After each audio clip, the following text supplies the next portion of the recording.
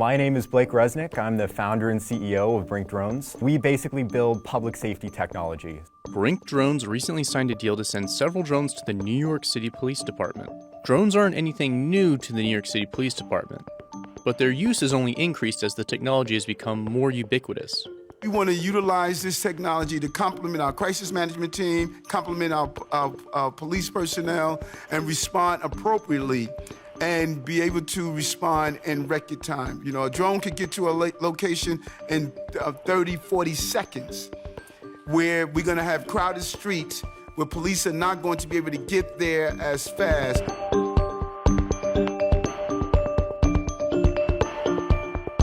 This is Lemur 2. This is sort of our main in-market drone right now. It's designed to get first responders' eyes and ears in dangerous places. First drone in the world to have a glass breaking capability. This can literally fly up to a window, shatter it out, enter a structure. That's really unique. First drone in the world to have a two-way audio system. So you can actually put on crisis negotiators, use this sort of like a flying cell phone, de-escalate a situation. I mean, the reason I got interested in this space at all was the October 1 shooting happening in my hometown. In the late hours of October 1st, 2017, a gunman opened fire on a crowd in Las Vegas from a hotel window. This became the deadliest mass shooting in U.S. history. The gunman was found dead before midnight, but the response to the aftermath of the shooting carried on into the early hours of October 2nd. I got a phone call from my best friend when October 1 started, who was on the Strip and started hearing gunshots. And he asked me where I was. I luckily wasn't there, but I knew other people that were.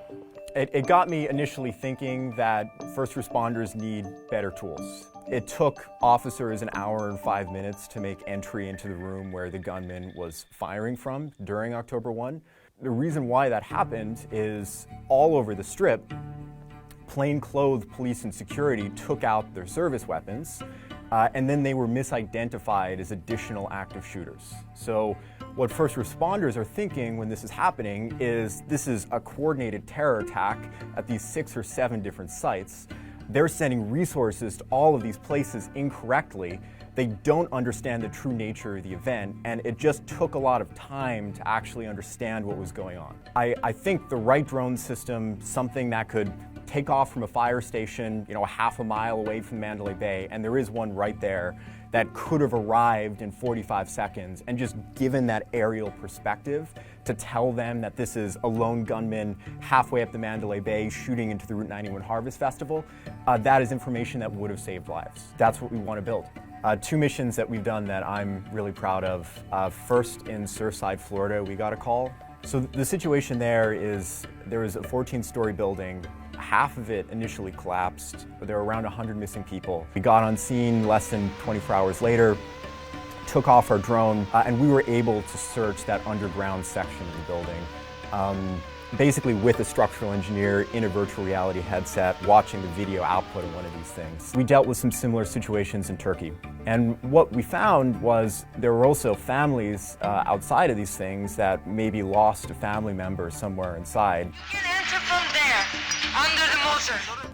And they were waiting for first responders to come and either to find a surviving family member or to tell them that they didn't make it. We were able to launch our drone and in some cases actually use the glass breaker attachment on our bird to bust out a window, make entry, fly around, clear rooms, and try to find folks. Ukraine is our largest drone operator. They have around 60 of our systems, almost all of which are in the hands of Ukrainian emergency services. So it's sort of their FEMA equivalent. They're using our drones to search partially collapsed buildings, structures that might have been hit by cruise missiles or artillery. That's sort of the niche we fall into. Some groups are concerned with the privacy problems when it comes to drone use. We have to push back on the sci-fi aspects of drones. No one is going to be monitoring what you're talking about, your conversation. Recently, New York City announced that they would use drones to monitor parties on Labor Day, drawing a backlash among some observers. There are a number of calls of loud music, disruptive behavior. Instead of the police having to respond and look at those, they're going to utilize drones from a safe distance up, not down, flying in someone's backyard to see what they have on the grill. They're going to utilize the drone to determine should they send crisis management teams there right away to help mitigate the problem. We don't want police to be the only response. I think for our current products, indoor SWAT drones, there aren't huge privacy concerns. Just because these are critical incidents, every officer is already wearing a body camera. In the past, they would actually put up police helicopters to get an aerial perspective.